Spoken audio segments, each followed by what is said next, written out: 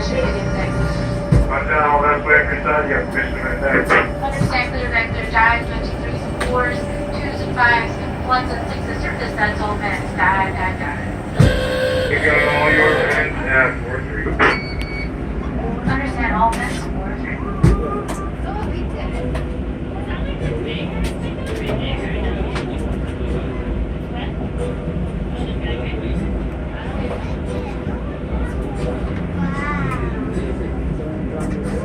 Alright, so we just vented off all of our air valves, which is responsible for the vast majority of our freeboard, our buoyancy. Our pilot just engaged some vertical thrusters at midship to make sure they're going to push us under the water and keep us down throughout the dive today.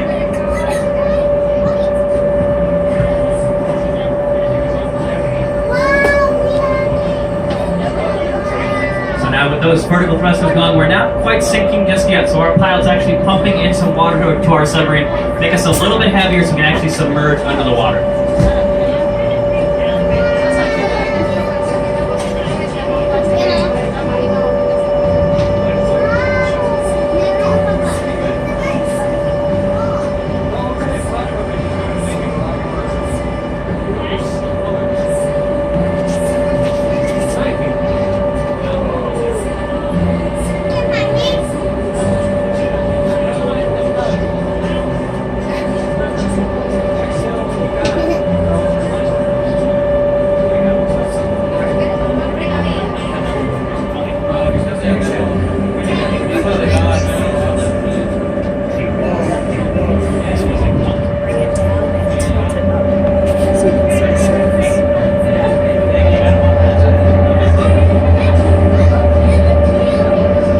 Good news is we don't weigh nearly as much as we are supposed to. We set our ballast to start with based on a chart that tells you how much a certain number of people should weigh.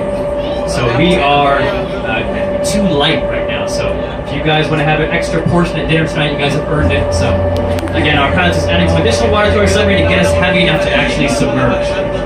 We always maintain positive buoyancy, however.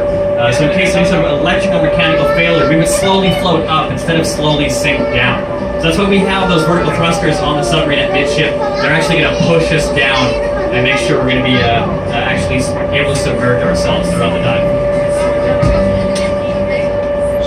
Alright, and with that, we are now completely submerged under the water. So congratulations, folks. You are now officially submariners. We're going to head down to the depths, and as we make our way down, I do want to familiarize you folks with a few items here in the cabin. If you look up over your heads, we see those white bags up there. Those are called our Aloha bags, okay? So if you feel the need to say Aloha last night's Mai Tai or today's breakfast for any reason, go ahead, grab yourself one of those bags and put all your Aloha into it. We simply ask that if you end up using one of those, you take it with you as you exit as a complimentary souvenir from Lens. Now just above the viewports, we have those vents blowing out that nice cool air on us. So those are tied in with our CO2 scrubbing system. So they are delivering that nice cool clean air that's been scrubbed with that CO2 that we are exhaling.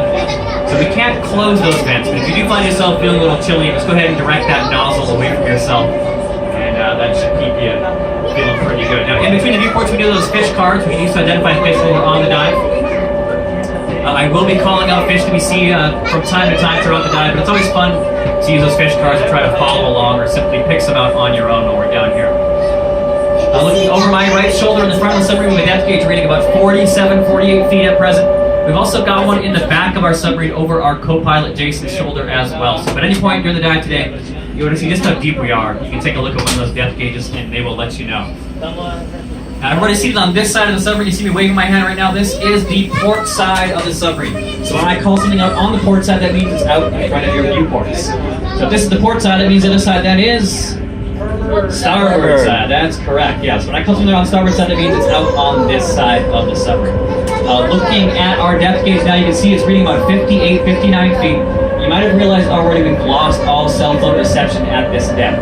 Now, if you folks want to save a little bit of battery life when we're down here on the dive today, just take those cell phones out and switch them over into submarine mode. You can already see the fish down there. Now, of course, in addition to our cell phones moving under the water, our VHF radios also can receive or transmit signals. So we usually call it an underwater telephone, which is a very specialized piece of equipment. And that allows us to talk to the surface by sending acoustic waves through the water pump. So right now we're going to listen in as our pilot, Yasmina Mojica, makes contact with our surface crew using our underwater telephone. Lattice surface, that Lattice 7, subspace communications check through that underwater telephone.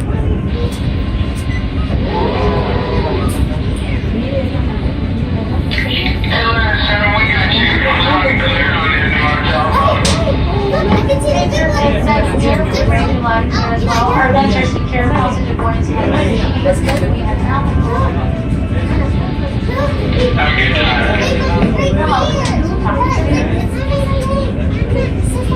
Alright, so it sounds like our communications are working just fine. Now, our pilot will be in constant contact with the surface throughout our dive today, using that underwater telephone. They can use that to let her know about anything she needs to be aware of in the area, such as, boats in the area, thinking about dropping anchor, or even, say, scuba divers that are down here in the water that we should be on the lookout for. It's a very important piece of our surfacing procedure as well. You'll notice at the end of our dive, as we're coming up, they're going to be our eyes up on the surface, and they can let us know with our underwater telephone when we can come up. Now, if you folks have any questions throughout the dive, make sure you let us know. The more questions you folks ask, the more fun we're going to have. It's a 100% interactive tour, and you folks are part of the show. So again, anything you're curious about, throw a hand up in the air or just call it out. We'll do our very best to get those questions answered for you.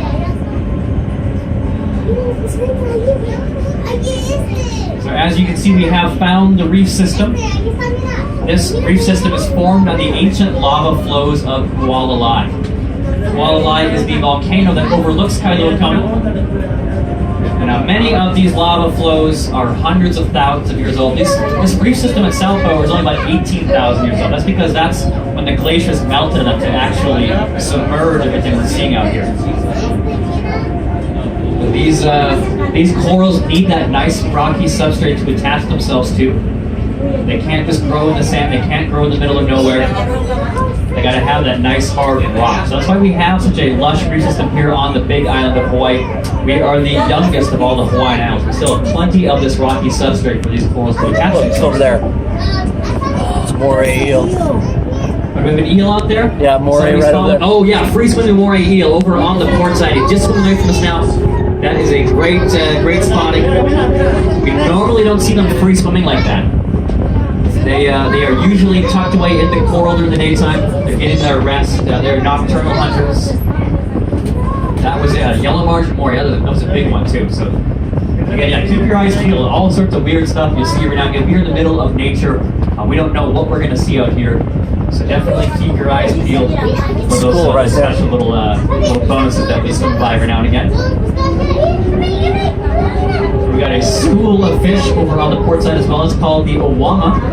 Those slender fish with very sharply forked yellow tails. Is that a puffer? Like a parrotfish out there as well. You got that turquoise colored fish. Over on the starboard side, we can see that's where the corals are kind of thinning out. It's about the 80-foot mark out there, and that's where we tend to see the corals really, really thin out because there's not enough light to actually sustain them. Now, a very large school of fish is appearing on our starboard side. That's a school of ta'ape, also known as the blue striped snapper. Our pilot getting us some very nice close-up views of those fish. That's one of the cool things about being on our submarine today, is that these fish are very, very used to our submarine. They see us every day. As I mentioned earlier, we've been out here for over 29 years now, done over 43,000 dives, and our submarine has never eaten a single fish. So these guys are familiar with us. They see us out here every day. They know that we are not a predator.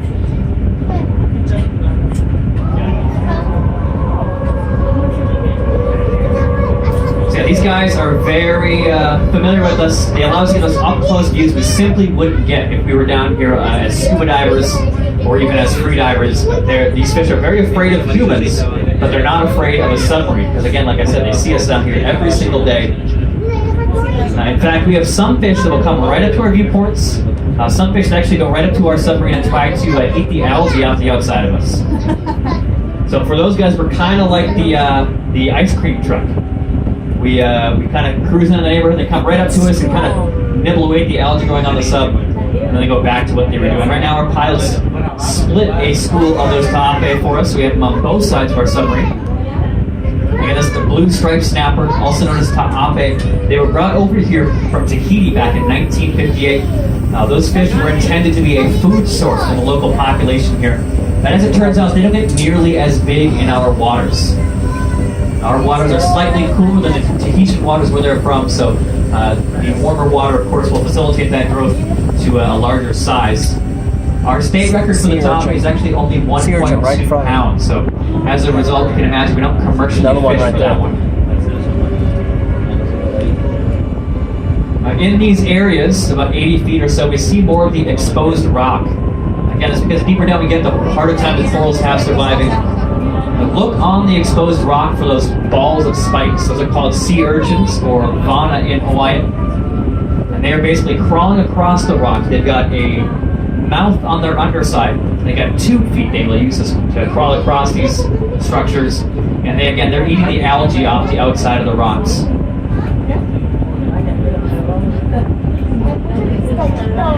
Any questions so far? Nothing. No questions. Just enjoying the show so far, huh?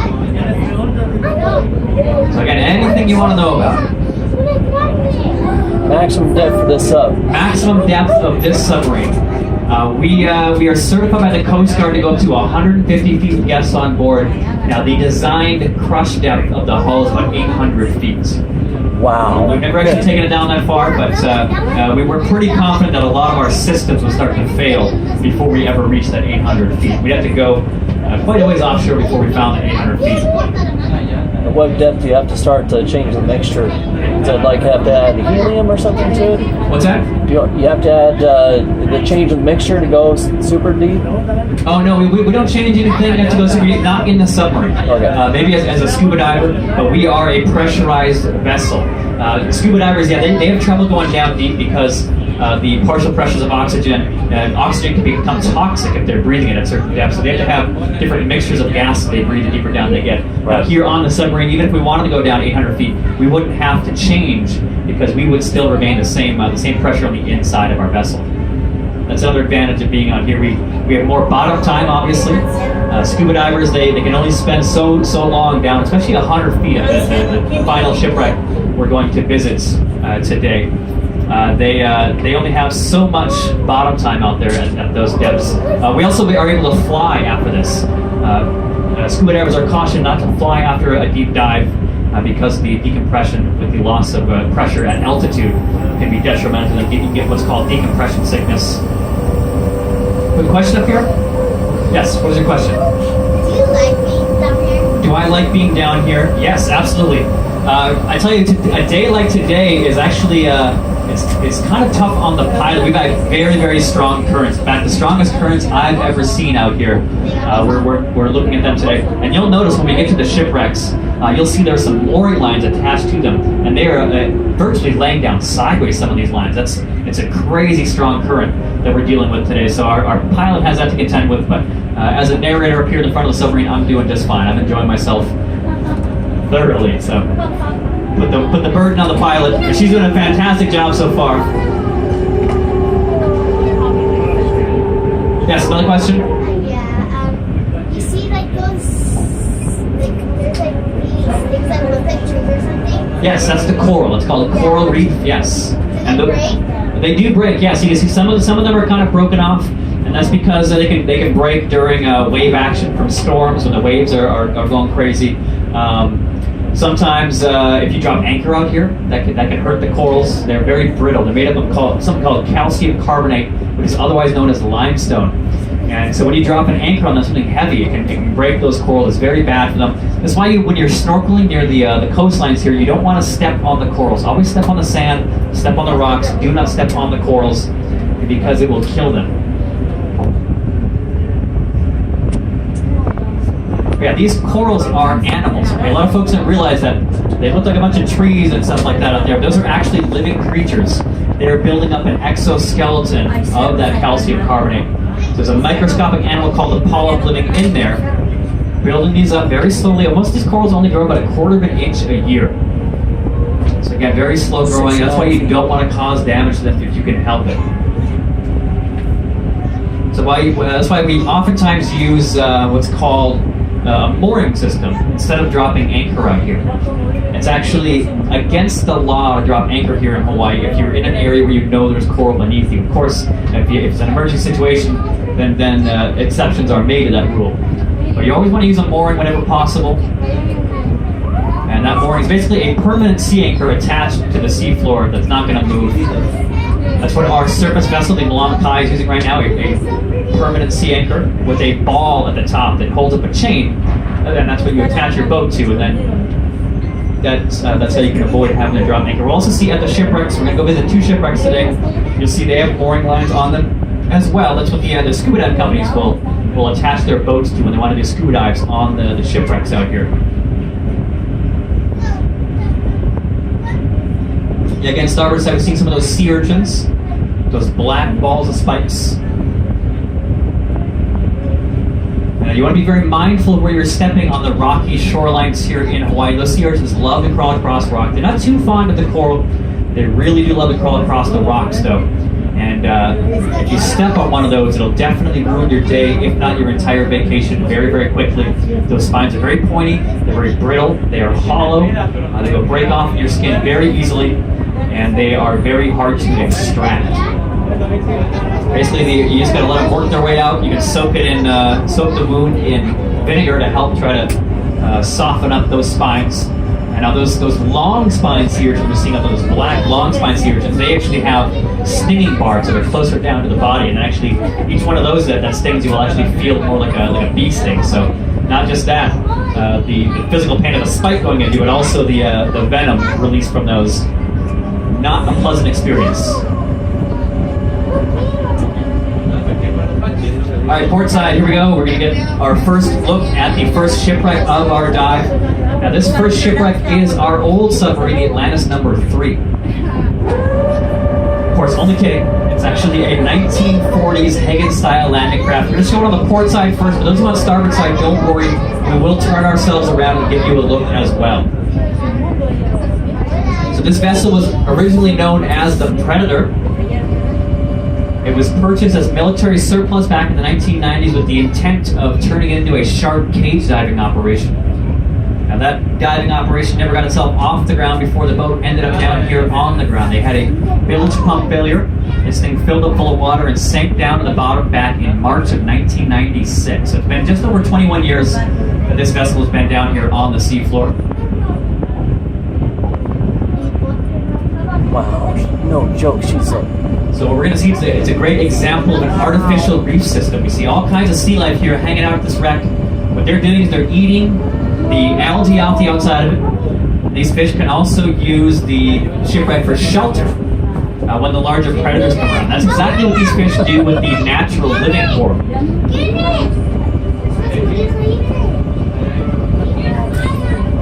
Yeah, you'll see that chain on the far side of the shipwreck. It is laid over in our direction. That's because the currents on the surface are so strong right now. That's why we're driving on this side of it. We want the currents blowing us away from the shipwreck, not at it. Our pilot's done a fine job of determining which side is the down current side. You see there's the skeleton up there on the boom, like any good captain who came down with the ship. Of course, not a real skeleton, you guys. That is a plastic skeleton that was placed down here by scuba divers who wanted to make for better photographs when they're out here doing their dives.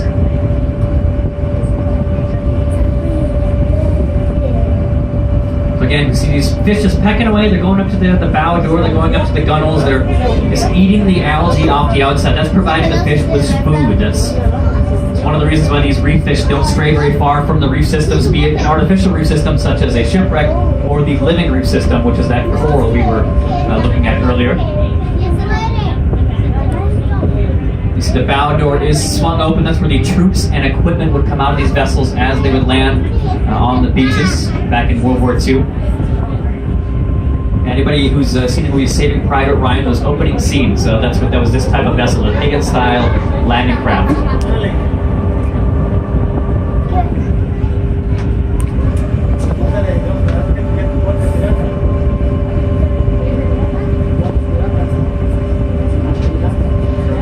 We're going to turn ourselves around now and give our starboard side a view of that same shipwreck. Again, as we're making our turn, look below the bow door. You see all those boulders down there. That again is from the lava flows of Kuala. Now these all used to be above sea level for a very, very long time. That's why these boulders don't look very jagged. They were subject to the weathering that any rocks above the sea level would be. It was only 18,000 years ago that the glaciers melted out to submerge everything out here. So for many, many years, many thousands of years in many cases, these rocks were above sea level. We got some Waha Nui, some big mouth snapper, also known as the fork-tail snapper, just outside the viewports out there on the port side.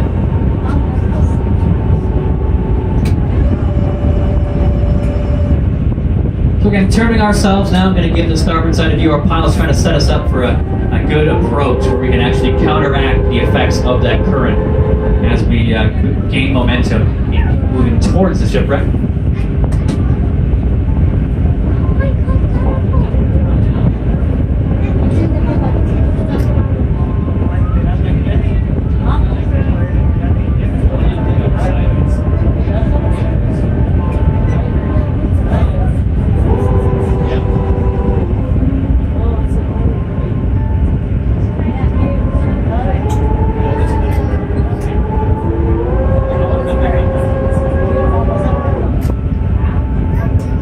Here we go, making our approach. We're heading into the current now. So we're seeing a bit of a sluggishness as we move into it.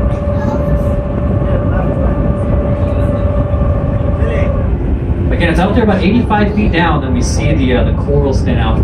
These corals have a type of algae living inside of them called zooxanthellae that actually helps them to photosynthesize sugars using sunlight. So the corals can actually feed on sunlight.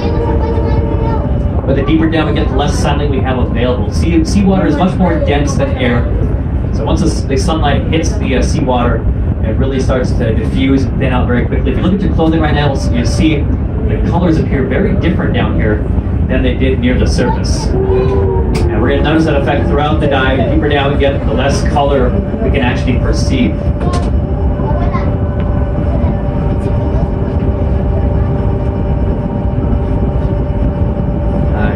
Pilot, again, giving us a look on the starboard side. You see all that squiggly water out there? That squiggly water passing by our viewports? That is fresh water. It's actually another thing that our pilot has to contend with. We have fresh water that comes down through the lava rock. The rainwater filters down into the lava rock, and actually we have wells that it comes out of down here under the water. And when you're driving through a patch of fresh water, I'm sure you're well aware that your buoyancy is different. Salt water is more dense than fresh water.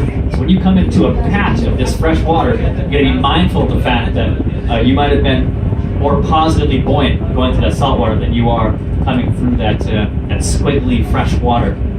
It's also if you're snorkeling near the coastline here, and you feel that cold water, that's the fresh water coming up.